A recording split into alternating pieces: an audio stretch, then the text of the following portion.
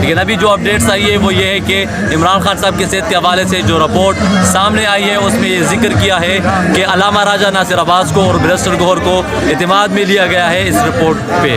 تو یہاں پہ ہم یہ واضح کرتے چلے کہ بیرسٹر گوہر یا علامہ راجہ ناصر عباس یہ نہ تو عمران خان صاحب کی فیملی کے لوگ ہیں اور نہ عمران خان صاحب کے ذاتی معالجین میں سے ہے. اس لیے ان پہ ہمارا کوئی بھی اعتبار نہیں. اعتماد صرف عمران خان صاحب کی فیملی پہ ہوگا اور عمران خان صاحب کے جو لوگ ہیں جو معالجین ہیں ان پہ ہوگا. عمران خان صاحب کی صحت کے حوالے سے جو بھی رپورٹ آئیں گے وہ عمران خان صاحب کی فیملی کے حوالے سے جو عمران خان صاحب کی فیملی یہ قوم کو دے گی یا عمران خان کے ذاتی معالجین اس قوم کو وہ رپورٹ دیں گی تبھی یہ قوم اس پہ اعتماد کرے گی. اس کے علاوہ جو کوئی بھی عمران خان صاحب کی صحت کے حوالے سے کوئی بات کرتا ہے تو وہ مشکوک ہوگی اور اس پہ یہ قوم کبھی بھی اعتماد نہیں کر سکتا.